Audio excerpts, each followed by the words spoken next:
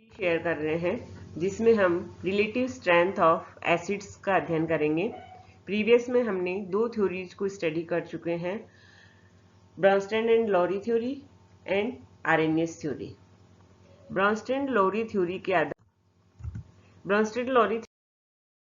आधार पे हम relative strength of acid and bases को स्टडी करते हैं, जिसमें फर्स्ट पॉइंट है acidity and basicity of binary hydrogen compounds, अर्थात जो बाइनरी हाइड्रोजन कंपाउंड्स हैं उनकी अम्लता और क्षारकता के बारे में अध्ययन करना। Higher the values of Ka and Kb stronger the acid और बेस, अर्थात यदि किसी एसिड की Ka वैल्यू हाई होगी या बेस की Kb वैल्यू हाई होगी तो वो स्ट्रॉन्गर एसिड और स्ट्रॉन्गर बेस होगा। इसके जस्ट अपोजिट यदि pKa वैल्यू का मान हायर होगा तो वो वीकर एसिड होगा, pKb वैल्यू का मान हायर होगा तो वो वीकर बेस होगा। The greater bond strength less acidic is the hydride. On descending a group, the change in bond strength is greater than the change in decreasing electronegativity. In a period from left to right, change in electronegativity is greater than the change in bond strength, and trend of electronegativity determines the trend in acidity. That means increasing order of acid strength यदि हम लेते हैं तो increase in electronegativity भी हमें देखने को मिलती है। ये हम कंपैरेटिव चार्ट फॉर्म में इसको स्टडी कर सकते हैं। चार कंपाउंड हमने लिए हैं, CH4, NH3 ammonia, H2O water and HF hydrofluoric acid. यदि हम इनकी pK वैल्यू देखते हैं तो 58, 35, 16 और 3। जितनी ज़्यादा, अभी हमने पीछे पढ़ा कि pK वैल्यू की जितनी ज़्यादा होगी वो उतना ही वीकर एसिड होगा, और जो एसिडिटी है वो उसको हम बॉन्ड स्ट्रेंथ से भी समझ सकते हैं। बॉन्ड एनर्जी जितनी ज़्यादा होगी वो उतना ही बॉन्ड एनर्जी जितनी कम होगी वो उतना ही वीक एसिड होगा। इसी तरह से हम सेकेंड एग्जांपल यदि लेते हैं PS3, H2S एंड HCl, तो यहाँ हम देखते हैं pK वैल्यूज डिक्रीजिंग ऑर्डर में, अर्थात इनकी एसिडिक स्ट्रेंथ इंक्रीजिंग ऑर्डर में होगी। इसी तरह से अदर एग्जांपल्स में भी हम देख सकते हैं। इसको हमने कुछ इस तरह से अरेंज किया है कि increasing order of acid strength a result of decreasing in bond energy. Acidic order increase होगा तो बॉन्ड एनर्जी डिक्रीज होगी।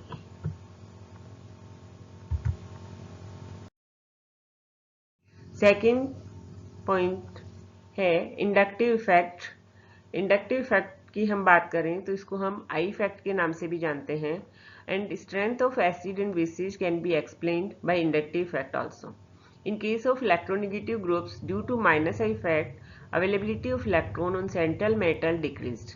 यदि किसी भी कंपाउंड में इलेक्ट्रोनेगेटिव ग्रुप जुड़े हुए हैं तो उसके माइनस आई इफेक्ट की वजह से सेंट्रल एटम पर इलेक्ट्रॉन्स की संख्या डिक्रीज होती जाती है, क्योंकि माइनस आई इफेक्ट की वजह से वो ग्रुप इलेक्ट्रॉन जो शेयरिंग के इलेक्ट्रॉन है उनको अपनी तरफ खींच लेता है। And basicity of base decreased, तो इस तरह से इनकी बेसिसिटी डिक्रीज होती है।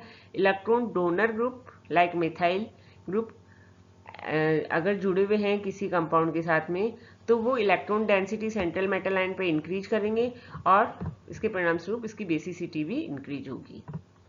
इन case of aliphatic amines, steric factors are responsible for weak basicity of tertiary amine.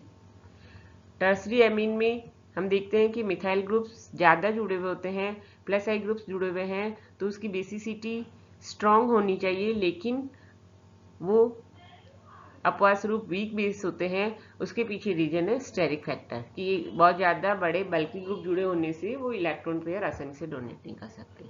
तो we can say PF3 is weaker base than PS3। Base strength order को कुछ हम इस तरह से देख सकते हैं, this one is strong base, weaker base and weakest base। जो इंडक्टिव इफेक्ट की वजह से हम एसिडिटी और बेसिसिटी, स्ट्रेंथ ऑफ एसिड को जो एक्सप्लेन करते हैं वो एक्चुअली लुईस कंसेप्ट पे आधारित है। आगे हम पढ़ेंगे Lewis concept of acid base, जिसमें हम देखते हैं कि लुईस ने एसिड और बेस को इलेक्ट्रॉन पेयर के डोनेशन और एक्सेप्टेशन के आधार पर समझाया है। तो उस थ्योरी को पढ़ने के बाद में हम इंडक्टिव इफेक्ट जो इफेक्ट है इसको आसानी से समझ सकते हैं। Boron halide do not follow this argument. Acid strength यदि हम बोरोन हैलाइड्स की देखते हैं तो BF3 स्ट्रॉन्गेस्ट वीकेस्ट एसिड है और BBr3 स्ट्रॉन्गेस्ट एसिड है। In such cases the atom with empty orbital, यहाँ पे क्या होता है, क्लोरीन और ब्रोमीन में एम्प्टी ऑर्बिटल होता है क्योंकि इसमें 3D थर्ड पीरियड का टेबल है, ये 4 पीरियड का है, तो यहाँ पे D ब्लॉक स्टार्ट हो जाते हैं। फ्लोरीन में केवल S और P ब्लॉक होते हैं, तो यहाँ पे एम्प्टी ऑर्बिटल्स नहीं पाए जाते। तो इनमें एम्प्टी ऑर्बिटल्स होने की वजह से वे इलेक्ट्रॉन रिसीव कर लेते हैं from field valence orbitals, thus create a double bond between boron and halogen atom, and boron atom become more electron deficient. Bromine can more easily receive electron from boron as compared to chlorine, thus BBr3 is more acidic as compared to BCl3। ये हम यहाँ पे देख ही रहे हैं कि iodine जिसमें भी वैकेंट ऑर्बिटल्स आसानी से होते हैं तो ये डबल बॉन्ड बना सकते हैं। थर्ड है स्ट्रेंथ ऑफ ऑक्सा एसिड्स। यदि ऑक्सा एसिड्स की हम बात करते हैं तो यहाँ पे हम इलेक्ट्रोनिगेटिविटी इफेक्ट के आधार पर इनको एक्सप्लेन कर सकते हैं। फर्स्ट पॉइंट हमारा है presence of electronegative atoms tends to attract the shared pair of electron toward themselves, and thus dissociation of oxygen hydrogen bond becomes easier and acid will be stronger। Acid का भी strong होगा जब इसमें oxygen और hydrogen का bond easily dissociate हो जाएगा, वो प्रोटॉन आयन इजीली दे देगा। What is Brønsted acid? Which gives proton ion. यदि प्रोटॉन आयन इजीली दे देता है तो वो स्ट्रॉन्ग एसिड होगा। तो हम यहाँ पे क्या बता रहे हैं कि इलेक्ट्रोनिगेटिव एटम की वजह से जो कि शेयर्ड इलेक्ट्रॉन पेयर को अपनी तरफ अट्रैक्ट कर लेता है तो dissociation of OH bond easy हो जाता है। बात करें हम HClO4, HClO3, O2 and HClO। यदि हम इसको हम अलग अलग पॉइंट्स के आधार पर एक्सप्लेन कर सकते हैं। फर्स्ट, यदि हम नंबर ऑफ इलेक्ट्रोनिगेटिव एटम्स की बात करते हैं कि कितने इलेक्ट्रोनिगेटिव एटम्स जुड़े हुए हैं, जितने ज़्यादा इलेक्ट्रोनिगेटिव एटम्स जुड़े हुए होंगे वो उतना ही ज़्यादा उसकी एसिडिटी को इंक्रीज करेंगे। क्योंकि इलेक्ट्रोनिगेटिव एटम क्या होगा, यहाँ पे सेंट्रल एटम क्लोरीन है, इस पे ऑक्सीजन 4 इलेक्ट्रोनिगेटिव एटम जुड़े हुए हैं। यहाँ पे सेंट्रल एटम क्लोरीन है, 1 इलेक्ट्रोनिगेटिव एटम ऑक्सीजन जुड़ा हुआ है।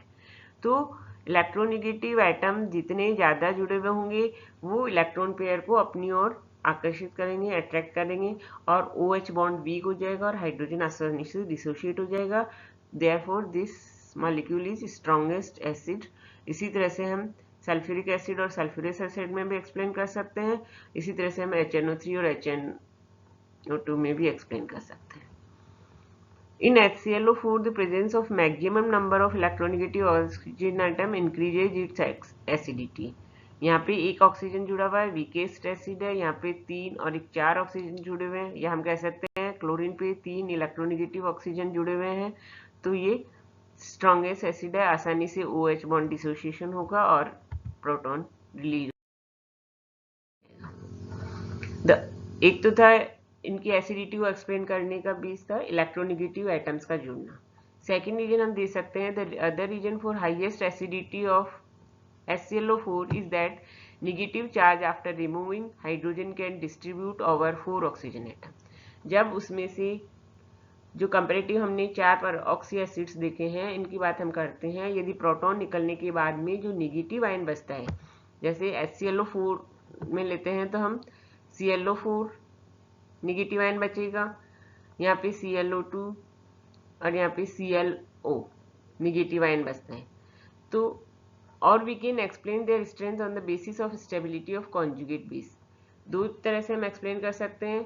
एक तो जो नेगेटिव आयन बचता है उस पर नेगेटिव चार्ज कितने एटम्स पे डिस्ट्रीब्यूट हो रहा है, जितने ज़्यादा एटम पे डिस्ट्रीब्यूट हो रहा है वो उतना ही ज़्यादा स्टेबल बनेगा।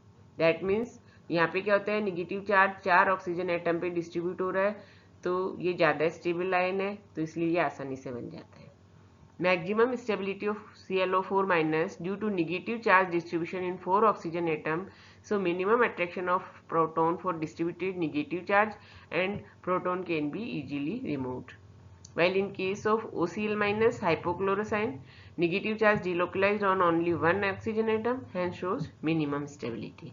तो ये मिनिमम स्टेबिलिटी शो करता है जिसकी वजह से इसका बनने वाला एसिड भी हम कह सकते हैं वीकेस्ट एसिड है। सेकंड, अगर हम देखें ऑक्सी एसिड्स की बात करते हैं तो among HClO, hypochlorous acid, hypobromous acid, HIO, इनकी यदि हम कंपैरिजन करते हैं तो HClO is the strongest acid. यहाँ पे हम क्या कह सकते हैं, electronegativity of iodine is lowest. Same reason होगा, पीछे भी हमने इलेक्ट्रोनिगेटिविटी के आधार पे ही डिफरेंट ऑक्सी एसिड्स की एसिडिटी को एक्सप्लेन करा था कि जितनी ज़्यादा इलेक्ट्रोनिगेटिविटी होगी उतना ही ज़्यादा वो स्टेबल आयन बनाएगा। तो यहाँ पे भी हम देखते हैं क्लोरीन के ऊपर, सर यहाँ पे क्लोरीन है, यहाँ पे ब्रोमीन है and this one is iodine. तो मैक्सिमम इलेक्ट्रोनिगेटिविटी क्लोरीन की है, hence the acidity of HIO will be less. 4 oxy acids of phosphorus, यदि हम फॉस्फोरस के ऑक्सी एसिड्स को कंपेयर करते हैं तो यहाँ पे हम क्या देखते हैं, having more than 1 ionizable hydrogen. यहाँ पे हाइड्रोजन 3 है, यहाँ पे 2 हाइड्रोजन है और यहाँ पे 1 हाइड्रोजन है। तो यहाँ पे 3 आयनाइजेबल हाइड्रोजन है, यहाँ पे 2 आयोनाइजेबल जो आयोनाइज हो सकते हैं आसानी से, और यहाँ पे 1 है। And the pK value increases with decrease in number of hydrogen. जितने ज़्यादा आयोनाइजेबल हाइड्रोजन होंगे उतनी ही pK वैल्यू इसकी कम हो रही है, मतलब उतना ही स्ट्रॉन्ग ये एसिड है। The negative charge on conjugate base is spread over all the non hydrogenated oxygen. जो नेगेटिव चार्ज होता है एक प्रोटॉन निकलने के बाद में, जो नेगेटिव चार्ज बचता है वो किस पे स्प्रेड होता है, इलेक्ट्रोनेगेटिव एटम पे या ऐसे ऑक्सीजन पे जिस पे हाइड्रोजन नहीं जुड़ा हुआ है। तो यहाँ हम क्या कहेंगे कि यदि हम इसका एक प्रोटॉन निकालते हैं तो जो नेगेटिव आयन बनेगा उसका नेगेटिव चार्ज 2 ऑक्सीजन पे स्प्रेड होगा। यहाँ पे यदि हम एक प्रोटॉन निकालते हैं तो ये नेगेटिव चार्ज 3 ऑक्सीजन एटम पे स्प्रेड होगा। जितने ज़्यादा इलेक्ट्रोनेगेटिव एटम पे स्प्रेड होता है उतना ही ज़्यादा स्टेबल वो आयन बनता है। तो the larger the number of these oxygen atoms more stable and weaker conjugate base. Stable होगा लेकिन वीकर कॉन्जुगेट बेस बनेगा, और वीकर कॉन्जुगेट बेस बनेगा तो ये स्ट्रॉन्गर हाइड्रोजनेटेड एसिड होगा। ये हम पढ़ ही चुके हैं, वीकर बेस बनता है तो उसका एसिड बनने वाला स्ट्रॉन्ग होता है। फोर्थ पॉइंट है acidity of cations in aqueous solution. यदि हम कैटायंस की एसिडिटी की बात करते हैं तो metal ions with higher charge and smaller radii are stronger acid. The order of acidic strength is like this: alkali metals lowest, then alkaline earth metals, then +3 oxidation state, then +4 oxidation state in transition metal, or we can say high positive charge promotes more hydrogen ion dissociation। तो जितना ज़्यादा positive charge होगा उतना ही ज़्यादा उसमें hydrogen ion dissociation होगा। तो यदि हम ये रिएक्शन देखते हैं हेक्सा एक्वा आयरन 3+, और इसको हम कहते हैं हाइड्रोक्सी पेंटा एक्वा आयरन 2+, यहाँ पे आयरन पे +3 ऑक्सीडेशन है, यहाँ पे +2 ऑक्सीडेशन है। तो जितना ज़्यादा ऑक्सीडेशन होता है high positive charge promotes more hydrogen ion dissociation, और जितना ज़्यादा हाइड्रोजन डिसोसिएशन होगा उतना ही स्ट्रॉन्ग एसिड होगा। तो that means this is the strong acid in compare to this. Solubility of metal hydroxide is also a measure of cation acidity. जो metal hydroxide की solubility है वो भी कैटायन एसिडिटी को मेजर करती है। And stronger cationic acid the less soluble hydroxide transition metal +3 ions are acidic enough to more hydroxide. Higher charged ions are so strong acid in aqueous solution that they exist only as oxygenated ion. यदि हम higher charged ions की बात करते हैं तो वो strong acid होते हैं एक्वस सॉल्यूशन में, that they exist only as oxygenated ions like these. Tetrahydroxynickelate is a stronger base than tetrahydroxynickelate -1 charge. Minus का +2 चार्ज, माइनस का चार्ज जितना ज़्यादा होगा वो उतना ही स्ट्रॉन्गर बेस होगा। Acidity increase with increase of positive charge and basicity increase with increase in negative charge. तो आपको ये पॉइंट ध्यान में रखना है कि जैसे जैसे पॉजिटिव चार्ज इंक्रीज होता है मेटल पे उसकी एसिडिटी इंक्रीज होती है, जैसे जैसे नेगेटिव चार्ज इंक्रीज होता है उसकी बेसिसिटी इंक्रीज होती है। Acidity increases with increase of positive charge and basicity increases with increase in negative charge. Last जो फैक्टर है वहां पे ये है steric factor. Steric effect also, इसको हम कहते हैं त्रिविम बाधा विन्यास, तो ये भी अपने आप में एक मेजर रोल प्ले करता है। Steric effects also influence acid base behaviour. Reaction of series of substituted pyridine with hydrogen ion shows the following order of strength। यदि हम सब्सटीट्यूटेड pyridine की बात करते हैं, यहाँ पे 2 एल्किल ग्रुप जुड़े हुए हैं, यहाँ पे एक एल्किल ग्रुप जुड़ा हुआ है और यहाँ पे एक बल्कि एल्किल ग्रुप जुड़ा हुआ है और यहाँ पे pyridine पे कोई एल्किल ग्रुप नहीं जुड़ा हुआ है। तो 4 pyridine सब्सटीट्यूट हमने लिए हैं। फर्स्ट वन जिसमें कोई सब्सटीट्यूट ग्रुप नहीं जुड़ा हुआ है, सेकंड जिसमें एक सब्सटीट्यूट मिथाइल ग्रुप जुड़ा हुआ है, थर्ड 2 मिथाइल ग्रुप जुड़े हुए हैं एंड फोर्थ जिसमें एक बल्कि ग्रुप जुड़ा हुआ है। तो इनकी बेस स्ट्रेंथ की हम बात करते हैं तो हाईएस्ट बेस स्ट्रॉन्गेस्ट बेस होगा 2,6 dimethyl pyridine, this one, then 2 methyl pyridine, then 2 tertiary butyl pyridine and then pyridine. Pyridine is the weakest base।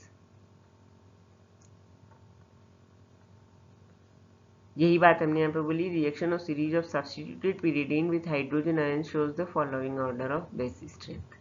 तो इस तरह से हम एसिडिक और बेसिक स्ट्रेंथ को उनकी डिफरेंट फैक्टर्स के आधार पे एक्सप्लेन कर सकते हैं। अब तक हमने 2 थ्योरीज की स्टडी कर चुके हैं, रिमेनिंग 3 थ्योरीज को हम नेक्स्ट क्लास में स्टडी करेंगे। तो इसके लिए thank you for your attention, thanks again.